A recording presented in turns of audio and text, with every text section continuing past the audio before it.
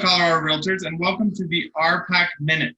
We are getting closer and closer to the November election, and counties will start mailing out ballots as soon as October 9th. This year, there are 11 different ballot initiatives to vote on. Today, we are going to focus on 4 of these initiatives that are relevant to our industry. Joining me to discuss these issues is our Vice President of Government Affairs, Liz Peetz. Welcome, Liz. Hey, Cameron. Hi. So let's jump right into these ballot measures. The first one I'd like to talk about is Amendment B, the repeal of Gallagher. So what is this amendment, and what is CAR's position?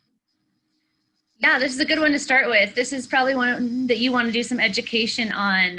Amendment B is the repeal of the Gallagher Amendment. And the CAR position on this is neutral. And I would say we're concerned neutral just because this will actually take what was put into our Constitution in the early 80s and repeal a formula for property taxes. Right now, 45% of tax revenue should come from residential and 55% should come from commercial. Over time, that has set our ratios of tax assessment at 29% for commercial and 7.15 for residential. So as you're considering this ballot measure, you need to determine whether or not you think the legislature in the future should set the assessment rate, because that's what would happen if we repeal this out of our Constitution. But I think you'll find that the reason we're neutral is we think there's a lot of work to be done on the long-term solution, and why we might think about how we structure our property taxes differently in the future if we're trying to fund fire districts, schools, and all of the important revenue that the general fund would have to backfill. So this is a really complicated issue, and I encourage you to check out either the Common Sense Institute webinar or the webinar that CAR held about the Gallagher Amendment to inform your vote. Wow, yes, that is certainly a complex issue. Thank you. And so let's shift gears and go ahead and talk about Proposition EE, which is cigarette, tobacco, and nicotine taxes. What does this proposition do, and what is our position? Yes, this is another referral from the state legislature, and it is a new increased tax on cigarettes and nicotine.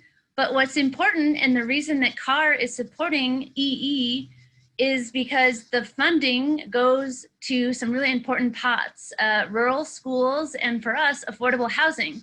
So if this passes on the ballot in November, we might be able to use those monies as revenue for new affordable housing development or keeping people in their homes. So we like this one because we think the revenue is much needed in an area that never gets enough funding. Awesome. Well, that sounds like a great one. So the next one we wanted to talk about is Proposition 117, and that is the voter approval of enterprises. So what is this one all about, and what is our position? Yes, so enterprises are a creation of Tabor that we get to vote on our tax increases.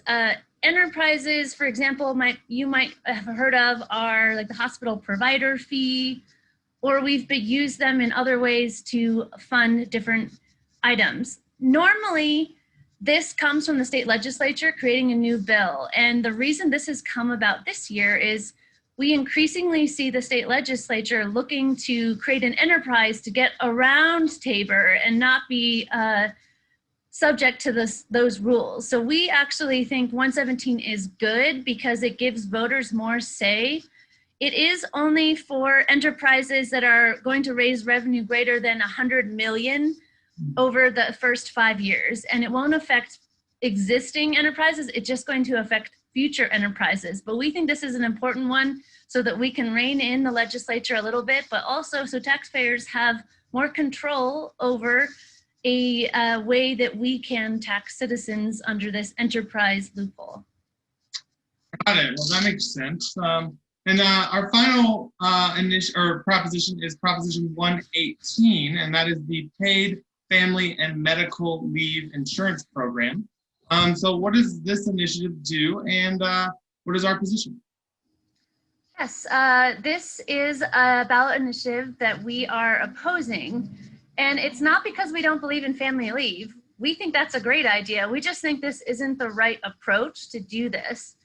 First of all, most of the money to fund this initiative is actually coming from outside Colorado, California, New York predominantly. I think there's only about 800 some dollars that are actually Colorado-based dollars to fund this. But the other problem is the program would be insolvent within a matter of months. So it's not only a huge tax increase, but if I want to be able to use the benefits, if I'm taking leave to care for a family member who's sick, or I'm leaving because I want to care for a new family member, I'm not going to have access to this fund or the benefits of this in less than a year. And there's a wonderful study at the Common Sense Institute that actually runs the numbers. So if you want to look at that for your local business and what does it mean, because both employers and employees would have to take money out of their paychecks to pay for this program, there's a calculator on their website. So you can actually go look and type in the numbers of your business and figure out how much is it going to cost you. So I think, again, this is one of those issues where we'd like to see a good solution go forward for the entire business community. We just want to see a better one that's funded and one that isn't a huge tax increase to those that may not be able to use the program because it'll go bankrupt. So that's why we oppose it. But I encourage you to learn more on our ballot guide, or go listen to the webinars or that calculator on the Common Sense Institute webpage. Yeah. Oh, well, thank you, Liz. That was all great information for Colorado realtors to consider when casting their ballots this year. Like Liz was saying, please check out CAR's full ballot guide, which is available on our website, coloradorealtors.com/political-advocacy. And you can find information on these ballot initiatives as well as CAR-endorsed candidates for State House and State Senate. And make sure that you return your ballot to a designated drop box by 7 p.m. on Election Day. If you plan to mail it, make sure that you mail that early this year. All right, and don't forget to check out the RPAC auction that is going on right now through October 14th. We have some great items. Thank you for joining me, Liz, and thank you, Colorado Realtors, for watching. Have a great day. Great to see you guys.